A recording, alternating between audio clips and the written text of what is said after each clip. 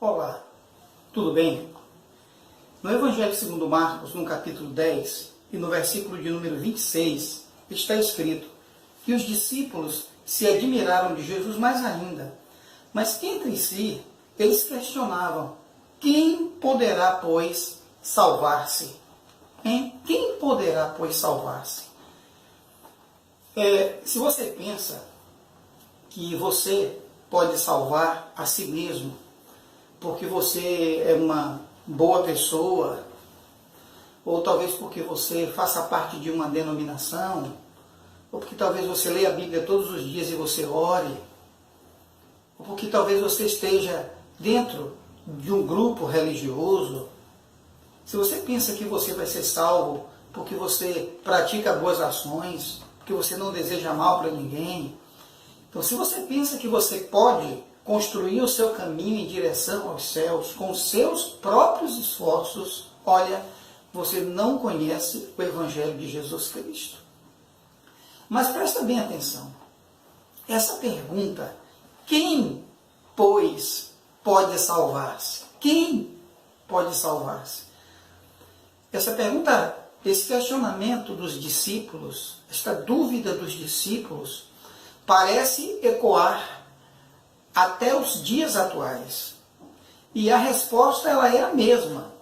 Ninguém poderá salvar a si mesmo. Ninguém poderá construir uma estrada em direção ao céu. Ninguém. Aliás, falando a respeito desse assunto, Jesus diz assim: eu sou o caminho, a verdade e a vida, e ninguém vem ao Pai senão por mim. João capítulo 14, versículo 6. Note bem, meu amigo, eu sou o caminho, disse Jesus. E o aqui é um artigo definido. Jesus não é uma das possibilidades. Jesus não é um dos caminhos. Ou Jesus não é um caminho. Mas Jesus é o caminho. Ele é o único caminho. Porque foi ele quem abriu este caminho em direção aos céus com a sua morte. Agora veja bem, eu queria que você prestasse bem atenção. Quando eu era adolescente, eu conheci uma cantora chamada Ildinha. E essa Ildinha, ela gravou uma música que fez muito sucesso na época. E a letra dessa música, o refrão, o estribilho dessa música, ele dizia assim: Deus é amor, também é justiça. Não brinque com Deus, porque Ele está na sua mira. Preste bem atenção. Deus é amor, também é justiça. Não brinque com Deus, pois Ele está na sua mira. Eu cresci nesse ambiente, crendo num Deus que estava o tempo todo me espreitando, me vigiando, na minha mira. Porque caso me pegasse, me apanhasse em alguma falta, Ele estava lá logo para me repreender, para me castigar. Então eu cresci nesse ambiente, acreditando no Deus carrasco, no Deus punitivo, no Deus que tem prazer em castigar. E eu cresci nesse ambiente de medo, que me foi imposto pela religião. Eu desconhecia o outro lado desse Deus amoroso, bondoso, misericordioso, que, segundo o salmista, a sua ira, ela dura um só momento. Se você for ver no Salmo 30, versículo 5, a ira de Deus dura um só momento. E o salmista, quando disse isso, o salmista que era um homem extremamente limitado. A revelação que vinha sobre ele era extremamente limitada. Toda a revelação do Antigo Testamento é limitada. Você vai encontrar a revelação plena no Novo Testamento, quando o próprio Deus, Jesus, desce e se faz carne, habita entre nós e diz como é que são as coisas dos céus e como são as coisas de Deus, por ter vivenciado face a face, por ter vivido toda a realidade dos céus no Pai. Então, você encontra no Antigo Testamento esta revelação parcial. Mas mesmo dentro dessa revelação parcial, o que nos chama a atenção é isso: a ira de Deus, ela dura um só momento, um só instante. E mais interessante é que nesse ambiente que foi criado, do Deus carrasco, do Deus que está na mira, do Deus que está nos espreitando para nos apanhar em alguma falha, em algum erro. Depois que fui para o seminário, depois que fui ordenado, e quando pregava, eu dava muito mais ênfase ao inferno do que ao céu. Eu enfatizava muito mais o lago de fogo do que os céus.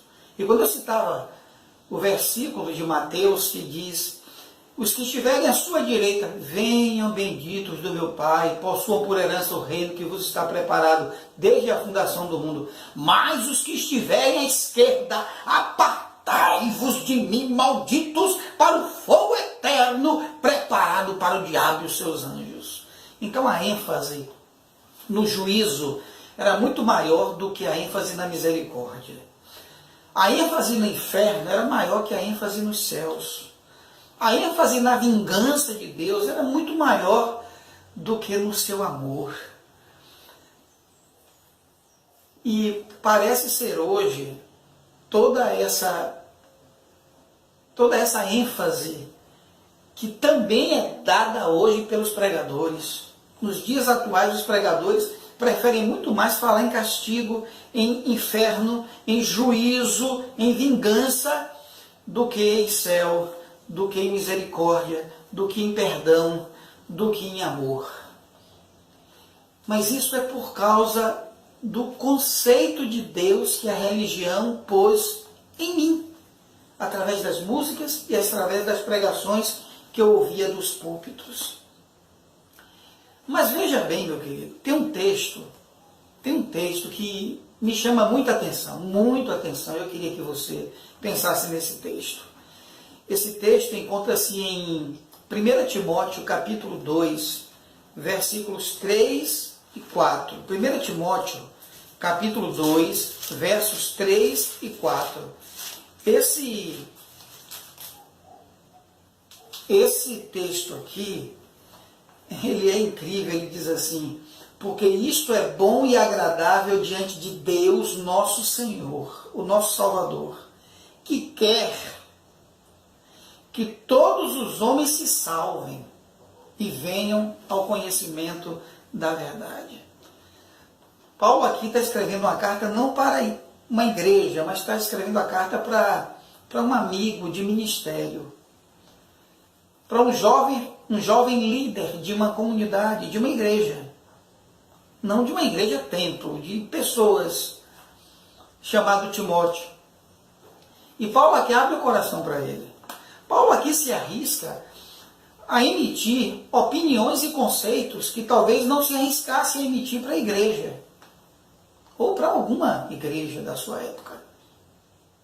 E Paulo diz a Timóteo: Timóteo, o desejo do coração de Deus, Timóteo, é que todos os homens aqui é essa palavra no sentido universal, homens e mulheres, que todos sejam salvos. Esse é o desejo de Deus. Deixa eu repetir para você. Esse é o desejo de Deus, que todo mundo, toda a raça humana seja salva. Mas você pode dizer para mim: pastor, Deus vai ficar só no desejo. Ah, Deus vai ficar só no desejo. Ele que deseja. Porque isso, pastor, nunca vai acontecer. Talvez você esteja torcendo para isso não acontecer. A salvação de toda a raça humana. Mas você sabia que é isso que meu Pai quer? É exatamente isso que Ele quer. Ele quer que todo mundo se salve. Está escrito aqui, ó, que quer que todos os homens se salvem e venham ao conhecimento da verdade. Ele quer. Mas deixa eu fazer uma pergunta aqui. Será que alguma coisa que seja impossível para Deus? Alguma coisa que Deus queira, que Ele não possa executar? Algum desejo de Deus que Ele não possa cumprir? Será que Deus está limitado àquilo que eu penso a respeito dEle? Aquilo que os outros escreveram a respeito dEle? As outras opiniões que foram emitidas, talvez você despeje sobre mim uma enxurrada de versículos da Bíblia para consubstanciar a doutrina de um inferno eterno, onde as almas das pessoas vão queimar para sempre e elas vão sofrer em agonia. Talvez você diga para mim, olha, os que estiverem à direita, Deus vai dizer, venham benditos, mas os que estiverem à esquerda, apartai-vos de malditos para o fogo eterno, preparado para o diabo e os seus anjos. O fogo eterno foi preparado para o diabo e os seus anjos, é como está escrito lá em Apocalipse, no capítulo 20.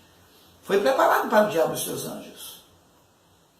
Agora preste atenção, meu querido. Você pode então despejar uma enxurrada de versículos sobre mim. Mas eu quero acreditar nessa possibilidade. Eu desejo morrer acreditando nessa possibilidade, porque eu acredito que o amor de Deus é maior que a sua vingança. Eu acredito que o amor de Deus, que o perdão de Deus seja maior do que a sua justiça. Eu acredito. Eu prefiro morrer acreditando que a bondade de Deus é muito maior do que o castigo, do que a punição.